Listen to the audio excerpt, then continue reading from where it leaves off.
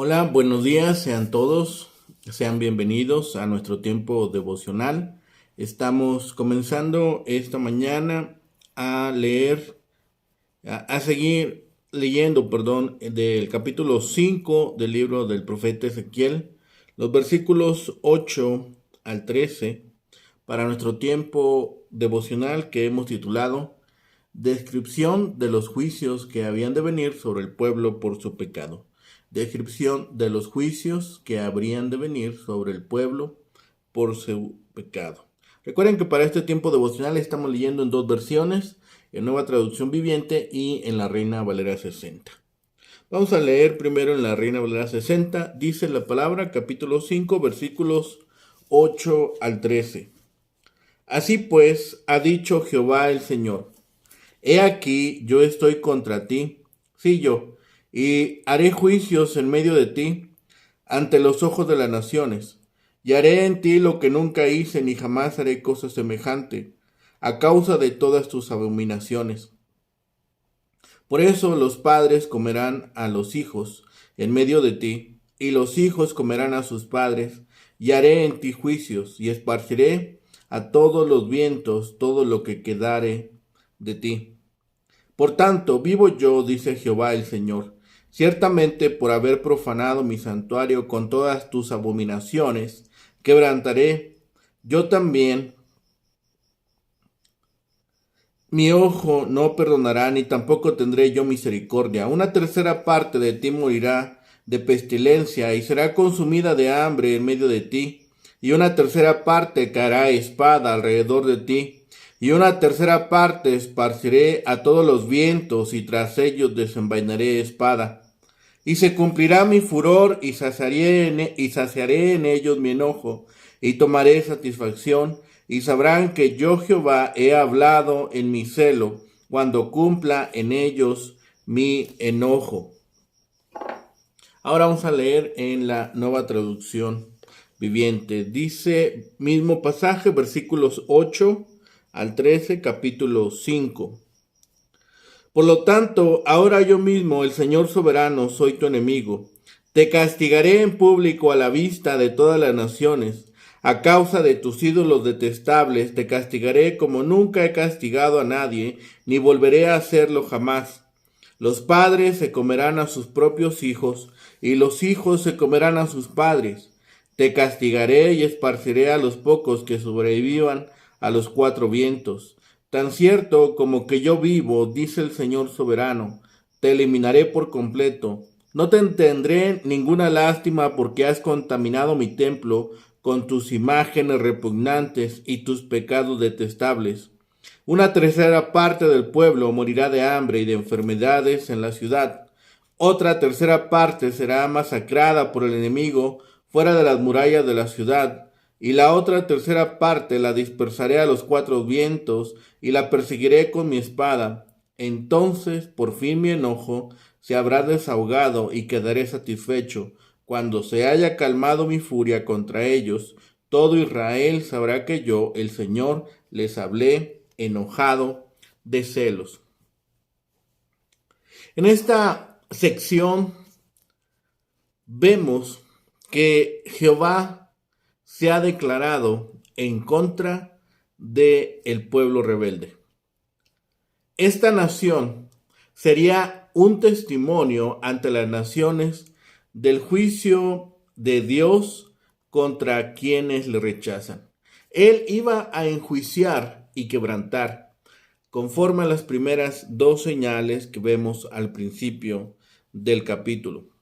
El canibalismo se extendería por haber profanado el templo. Dios no tendría misericordia. Los judíos serían escarnecidos entre las naciones. Es este pueblo que sufriría la destrucción. Este es el tercer símbolo que vemos en cuanto a la profecía de Ezequiel, las consecuencias del castigo. Este es otro de los pasajes impactantes en este libro, no por la dificultad de interpretarlo, sino por las descripciones del mismo. El pasaje puede al mismo tiempo dividirse en tres secciones. Veremos aquí una y el día de mañana veremos las siguientes. En este trozo tenemos una descripción de los diversos castigos que habían de venir al pueblo a causa de su impiedad. La ira de Jehová el Señor era contra esa ciudad, la capital de la nación, debido a su pecado. Dios dijo: sí, haré juicios en medio de ti. La que había sido objeto del favor especial de Dios, ahora sufrirá el castigo ante los ojos de las naciones, porque sería objeto de juicio divino. En lugar de convertirse en una vía de bendiciones para las naciones, Jerusalén se convertiría en un ejemplo concreto de advertencia para ellas. Una razón para la actitud indiferente de Jerusalén era que Dios, en su misericordia, nunca había permitido que la ciudad fuera destruida. Sin embargo, eso estaba a punto de cambiar. En medio del sitio, la situación iba a empeorar tanto que la gente de Jerusalén practicaría entonces el canibalismo. El motivo de la ardiente ira del Señor contra su pueblo era la falsa adoración. A los ojos de Dios, la idolatría era y es todavía el peor de los pecados. El pueblo manifestó esa conducta a través de toda la historia del Antiguo Testamento, en la constante adaptación de su adoración a las varias religiones del área que adoraban las fuerzas de la naturaleza. Entre las principales de esas religiones paganas estaba la que adoraba a Baal y practicaba los cultos de la fertilidad. El pueblo escogido de Dios se entregó incluso a la adoración del sol, la luna y las estrellas. Ciertamente nosotros también vivimos en una sociedad que considera que ha avanzado mucho más allá que sus predecesoras. Y de aquellas que basaban las religiones de la naturaleza, que se basaban, en las religiones de la naturaleza. Necesitamos que se nos recuerde hoy que para el Señor el peor pecado es la adoración a otro Dios. Esos dioses son más prominentes hoy más que nunca. El más popular de esos dioses es el gran yo, también conocido como egocentrismo o autocomplacencia. La primera sección de estas consecuencias sobre la nación de Jerusalén era limitar la comida. Durante el tiempo del asedio, la ciudad quedaba cercada de tal manera que debía comer lo que tenían en sus depósitos, por lo que era necesario racionarla, por lo que había sido importante tenerla en esas condiciones. Pero ahora venía este castigo, venía esta condición. Dios va a tomar en sus propias manos esta tarea de castigar a Jerusalén. ¿Piensan acaso que es solamente el ejército caldeo que lucha en su contra? Ellos no son sino mi mano, o mejor dicho, la vara que está en mi mano. He aquí, yo estoy en contra de ti, sí, yo, y haré justicia en medio de ti ante los ojos de las naciones. La retribución sería ejemplar para vindicar el honor de Dios, que Israel había profanado públicamente. Los que no quieren observar los juicios de la boca de Dios no escaparán de los juicios de la mano de Dios. Estos castigos procederían del desagrado de Dios. En cuanto a la masa del pueblo, no será una corrección amorosa, sino un furioso escarmiento. En extrañas expresiones de un Dios que tantas veces se ha declarado clemente, misericordioso y lento para la ira, ya desde Éxodo 34. Pero ahora este castigo será ejemplar para que nosotros veamos en relieve la magnitud del pecado que había cometido Israel. Así como cuando Dios es deshonrado por los pecados de los hombres, leemos que está disgustado, así también cuando es digno de honor. Con la destrucción de los malvados se dice que es consolado. Al ejecutar estos castigos contra Israel, al ver cuán severamente castiga el pecado, aun en aquellos que le son los más cercanos, será el escarnecimiento de las naciones en cabeza ajena. Jerusalén debía haber instruido a las demás naciones vecinas en el temor de Dios, por medio de la piedad y la virtud, pero al no haber obrado de esa manera, Dios les instruirá por medio de la ruina de Israel. Estos castigos serán tales que no tendrán precedente. Y haré en ti, dice Jehová a Jerusalén, lo que nunca hice, ni jamás haré cosa semejante, aun cuando las has merecido con mucha frecuencia. Así como las abominaciones son sin precedentes, así lo será la manifestación de los juicios de Dios. Los más fuertes vínculos del afecto natural serán quebrantados, lo cual será un justo juicio por haber quebrantado deliberadamente los vínculos de su deber hacia Dios. A causa del hambre, los padres se comerán a los hijos y los hijos se comerán a los padres. De lo primero tenemos otras predicciones como en Lamentaciones, pero de lo segundo no tenemos ningún registro en la Biblia. Así que estos castigos serán sin paralelo en la historia de Israel. La ira de Jehová está en contra de esta nación. Esta nación ha ofendido tanto a Dios que él mismo ha puesto ahora la justicia en su mano. Son todos los pecados lo que han hecho enojar al Señor. Dios ahora se ha puesto en contra de Judá. Por muchos siglos, el pueblo de Dios había gozado de todas las bendiciones, pero ahora experimentaría una sensación contraria. Si la presencia de Dios trae grandes bendiciones, su oposición traería castigos y males proporcionalmente grandes.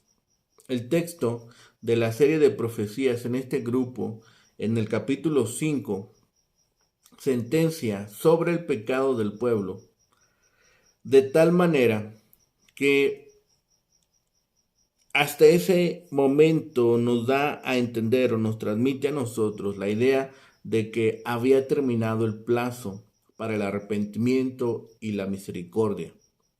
La paciencia de Dios se había agotado y era el momento de ejecutar justicia.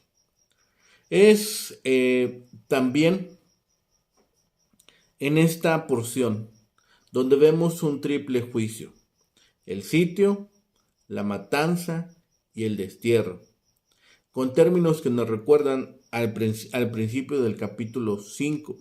El profeta hace referencia a los horrores del sitio y la caída de Jerusalén, el hambre, la pestilencia, la matanza y el destierro. Parece que literalmente se cumplió lo anunciado en el versículo 10. Los padres comerán a los hijos en medio de ti, y los hijos comerán a sus padres. La antropofagia es siempre una consecuencia natural del hambre, en ocasiones de sitios por fuerzas enemigas. Hay en esta condición de Israel este escarmiento para las demás naciones. Ahora, por observar el tipo de castigo que Dios da a su pueblo. Por medio de estas tres declaraciones, Ezequiel explicó que el castigo duraría hasta que su furor y su enojo se apagaran. El profeta hizo hincapié en la fuente divina de cada juicio, porque el Señor anunció: y sabrán que yo Jehová he hablado. En esta primera declaración, Ezequiel indicó que el juicio de Dios terminaría cuando Él cumpliera en ellos su enojo. Esto es un anuncio terrible. Esto es una terrible noticia para este pueblo que ha sido rebelde y ahora se encuentra en el exilio. Y recordemos que el castigo no sería solamente sobre los exiliados, sino también la nación que aún estaba en Israel. Esta sección es introducida por estas palabras. Por tanto, así ha dicho Jehová. El versículo 8 repite la fórmula introductoria de la anterior, pero le agrega la frase enfática, yo también, yo mismo, afirmando que en respuesta a su gran rebeldía, Dios mismo estaba contra ellos. No había motivo de dudar esto. De alguna manera, este texto introduce una serie de temas que debemos considerar. En primer lugar, el hecho de que Dios es el contrincante de la nación. En segundo lugar, que ejecutaría los actos justicieros, mishpatim, lo que ellos no habían querido cumplir. Dios lo ejecutaría. También pone el énfasis de que sería en medio de ella una frase enfática en hebreo. La misma ciudad sería el lugar de ejecución del juicio de Dios. Y finalmente, que los castigaría ante la vista de las naciones, dado que el pueblo había rehusado ser ejemplo. Dios los iba a usar como ejemplos vivos para que los que observaran este castigo también tuvieran temor. Dios promete un juicio muy severo sobre ellos, algo que nunca se había visto ni se volvería a ver. Notemos que la razón de este castigo se encuentra en sus abominaciones, término que se usa repetidamente en el libro de Deuteronomio, en su polémica contra la idolatría. También podemos notar que el mismo libro de Deuteronomio usa esa palabra en el contexto de las relaciones interpersonales, lo que muestra la relación entre idolatría e inmoralidad. Entre las formas que toma el juicio, notemos que se mencionan el canibalismo. En la descripción del sitio de Samaria se presentaron escenas semejantes. Lo podemos leer en segundo libro de Reyes, capítulo 6. Al mismo tiempo representaba el cumplimiento de la amenaza de la ley, Levítico 26 y Deuteronomio 28. Fue lo que ocurrió en Jerusalén de acuerdo al relato de Lamentaciones, capítulo 2. Finalmente podemos notar en el versículo 11 que tiene tres frases que demuestran la profundidad de la actitud de Dios hacia las abominaciones de su pueblo. También yo me apartaré, te quebrantaré yo también. El verbo usado, que significa literalmente sustraerse, apartarse, muestra que Jerusalén y su pueblo habían perdido la protección que hasta entonces habían tenido de parte de Dios y estaban ahora a merced de sus enemigos. Segundo, mi ojo no tendrá lástima. La relación entre los ojos y la piedad y la lástima era muy ilustrativa. Es ante la visión del sufrimiento que una persona se conmueve. El texto muestra que Dios no se conmovería ante la ejecución del castigo. Y tercero, dice, no tendré compasión. El verbo hebreo jamal, tener compasión, ya había sido usado en Jeremías capítulo 13, versículo 14 y capítulo 21, versículo 7, justamente para mostrar, como lo hace Ezequiel, no solo la seguridad de la sentencia, sino que además Dios no se volvería de la misma. Así pues, aquí está el anuncio solemne de un juez soberano. Además, se pronuncia de manera enfática y solemne para decirle a este pueblo que él mismo está ahora en contra de ellos. Los ídolos eran parte de esta abominación que había cometido Israel. La palabra que se usa es gilulim, La palabra alude a cosas sin forma definida, como piedras o troncos de árboles de los que se hacían los ídolos. El profeta Ezequiel usa ese término hebreo para ídolos casi unas 40 veces, siempre con desprecio para estos dioses falsos que alejaron a Israel del Dios verdadero. La palabra Gilulim también puede estar relacionada con una expresión hebrea similar que significa bolitas de excremento. Posteriores comentaristas judíos se burlaron de los Gilulim como los ídolos estercoleros, ídolos tan inútiles como el excremento. Una de las frases enfáticas que usa Jehová es: vivo yo soy el que vive, yo soy el que da estos juicios. Y ellos habían cometido esta abominación de contaminar el templo, la morada de Dios, al adorar ídolos y practicar el mal dentro de sus propias paredes, que se había convertido en este pecado tan grave. En el Nuevo Testamento sabemos que ahora Dios mora dentro de aquellos que son suyos. Nuestros cuerpos son su templo. Primera a los Corintios capítulo 6, versículo 19.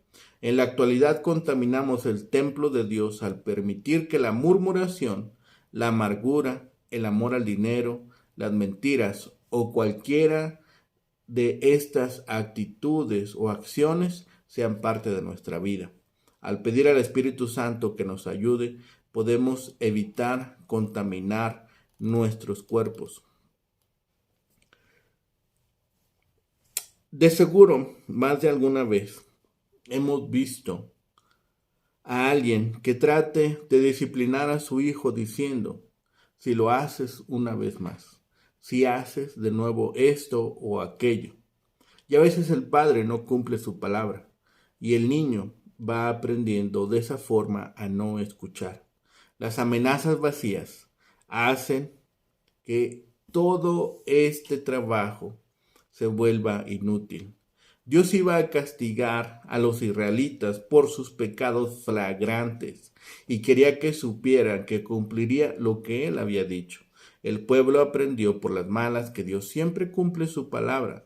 Demasiada gente ignora las advertencias de Dios, considerándolas como amenazas vacías. Sin embargo, Dios cumple sus amenazas. No cometamos el error de pensar que Dios no habla en serio. Fue una equivocación que vivió Israel. Dios prometió juzgar a Jerusalén y lo ejecutó. El Señor castigaría a Jerusalén por sus pecados. Y sería tan terrible esta situación que llegarían al canibalismo. Yahvé dispersaría la mayor parte del remanente sobreviviente de la tierra prometida.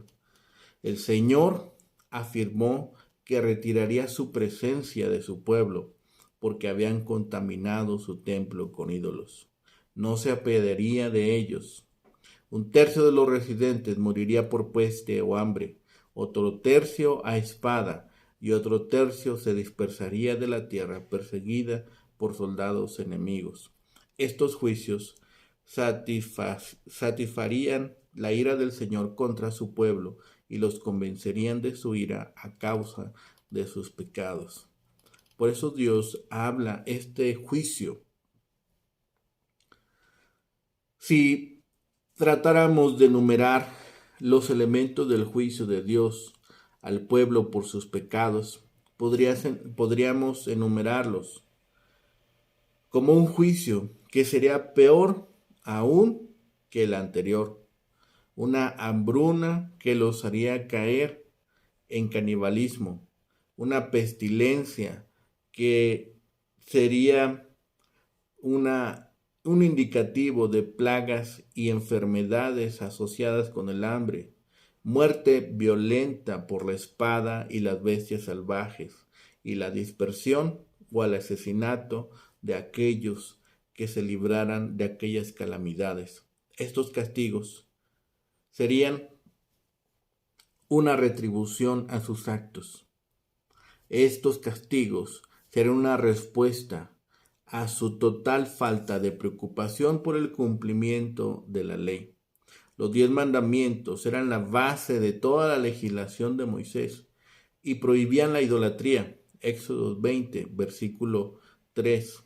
Además de que se cumplieran estos juicios sin misericordia ni esperanza de escape y con un despliegue total de la ira de Dios. Si somos cuidadosos al observar estos juicios, veremos que Israel había agotado el tiempo para el perdón. Además, habían agotado la paciencia de Dios. Pensemos qué tanto o por cuánto tiempo lo hicieron. ¿Hasta qué momento estuvieron ellos en esa condición? ¿Qué es lo que hicieron para desagradar a Dios de esa manera? El libro de Lamentaciones revela cuán literal fueron la realización de estas promesas.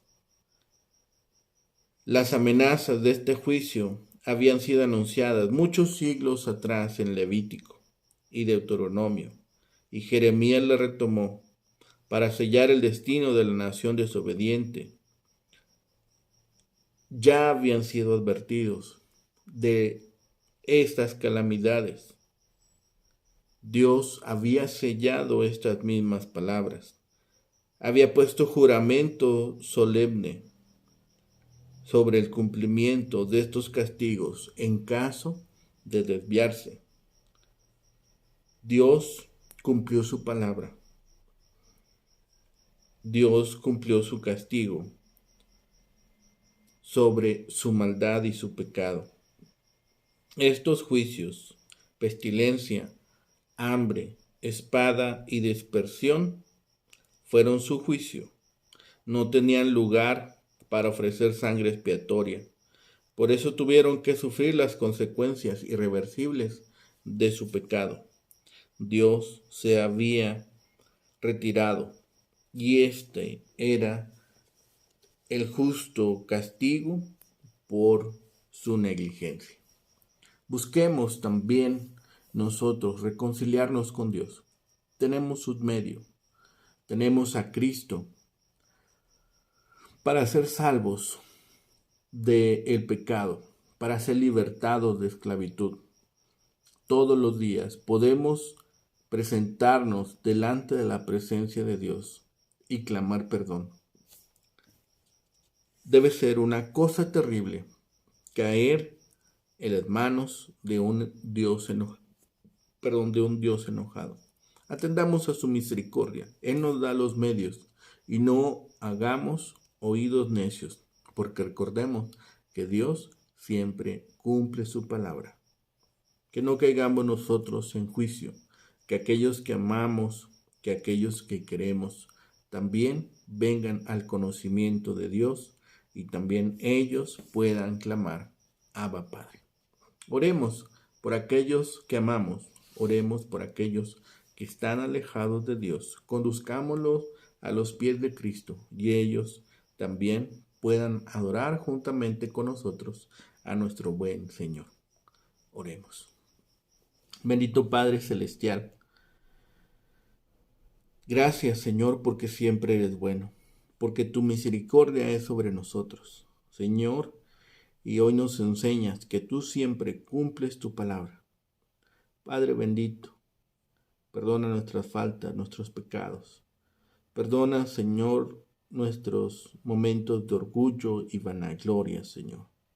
Perdona porque hemos robado, Señor, la alabanza que solamente puede ser para ti. Porque todo proviene de tu mano. Todo cuanto somos y lo que somos, Señor, lo debemos a ti. Padre, permítenos seguir compartiendo con aquellos que están en pecado, por aquellos que están en oscuridad, por aquellos que son esclavos, Señor, no solamente de otros, sino también en sus propios pensamientos. Permítenos, Señor, llevar la luz admirable de tu evangelio, Señor, y puedan reconocer que en ti la gracia y la misericordia, Señor, son verdaderos en Cristo Jesús. Gracias, Señor, por el sacrificio hecho por Cristo en la cruz del Calvario, que nos ha permitido perdón de pecados y vida eterna. Gracias, Señor, porque un día lo tuviste a bien y nos rescataste, Señor, considerándonos valiosos. Gracias por tus bendiciones, por tu amor inagotable y por todo lo que haces todos los días. Lo clamamos, rogamos a ti y pedimos todo ello en el bendito nombre de Cristo Jesús, Señor y Salvador nuestro. Amén. Que tengan un excelente día. Que el Señor les bendiga.